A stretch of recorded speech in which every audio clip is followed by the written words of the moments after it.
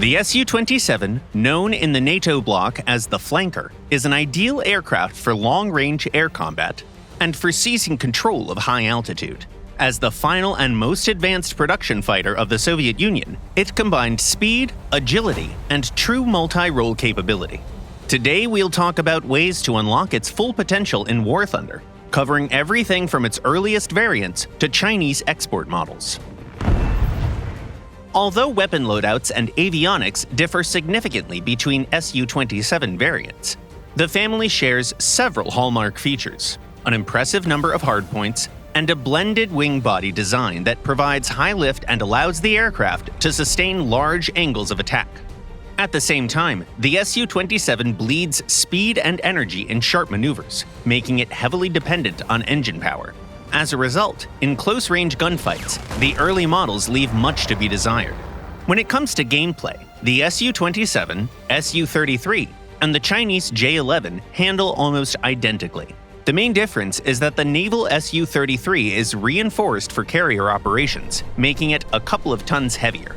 The Su-27 and J-11 can carry up to 10 AAMs into battle, while the Su-33 can carry up to 12. Their arsenal includes the class-leading R-27ER, a semi-active radar-guided missile, and the R-27ET, an infrared-guided variant suited for long-range shots on fast targets in afterburner, such as the F-14 or F-15. For close-range engagements, the early models carry the R-73, a short-range missile that can surprise even seasoned dogfighters. Your tactics will depend heavily on what you're up against. When facing opponents equipped with the Fox 3 missiles, we recommend staying below the altitude where contrails form. Set your radar to the Track While Scan mode, or TWS. As you search for early targets, it helps to angle your aircraft slightly left of map center.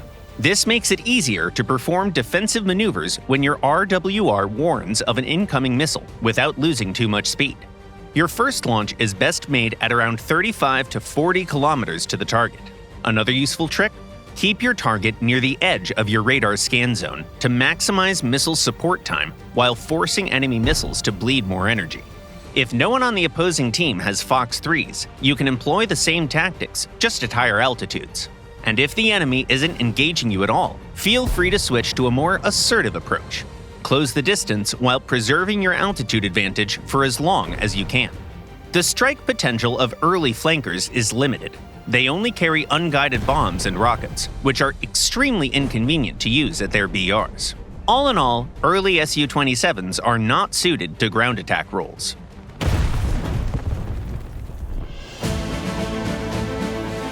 Later variants, the Su-27SM, J-11A, and Su-30SM, carry more advanced weapons.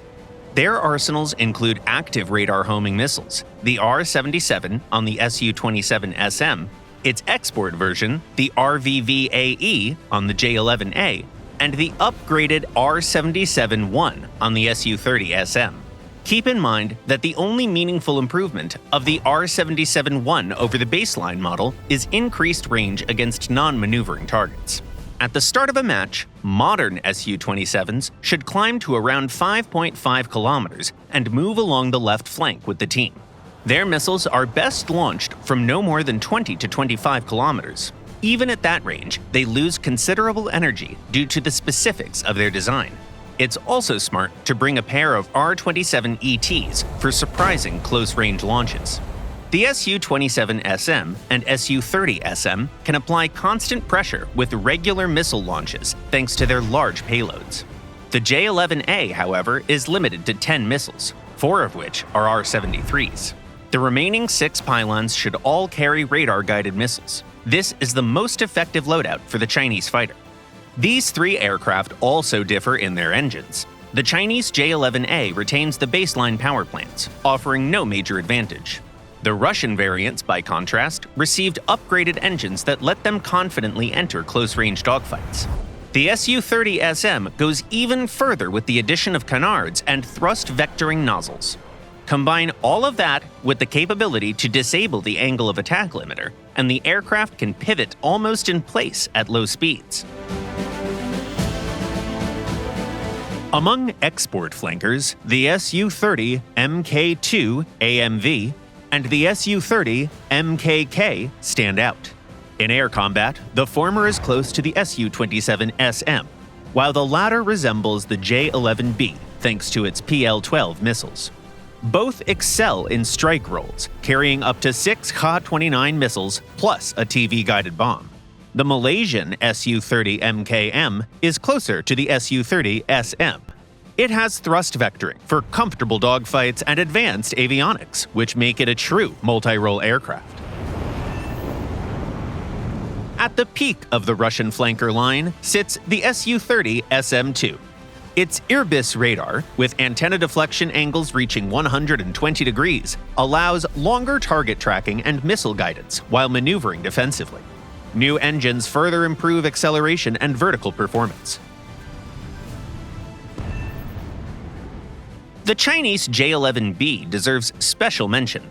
It carries 6 PL-12 active radar missiles and 4 infrared-guided PL-8B missiles. The J-11B can take forward positions and fire from 35 to 40 kilometers with confidence. Its only notable drawback is that the PL-8B lacks thrust vectoring, making it less effective in close-range dogfights compared to the R-73. For ground attack, the Su-27 SM can carry 4 Ka-29 TDs, while the J-11B can take Ka-29 TEs. These weapons are best used early in a match from the altitude of around 5 kilometers and at a distance of 9 to 11 kilometers. The J-11B also has a thermal imaging targeting pod, which makes spotting targets significantly easier, although equipping it means giving up one missile. The Su-30 SM and Su-34 have the strongest strike potential in the lineup. Their optics, long-range Ka-38MT thermal-guided missiles, and Ka-38ML laser-guided missiles are among the best in their respective classes. The employment of the Ka-38MT is similar to the Ka-29, but you can begin launching them from around 15 kilometers. To reduce the chance of interception by enemy SAMs, however, closing in a bit is usually a safer option. The Ka-38ML, meanwhile, can be launched using coordinates, allowing you to disable enemy air defenses even without a direct line of sight. That's it for today. Share your own flanker strategies, and good hunting out there!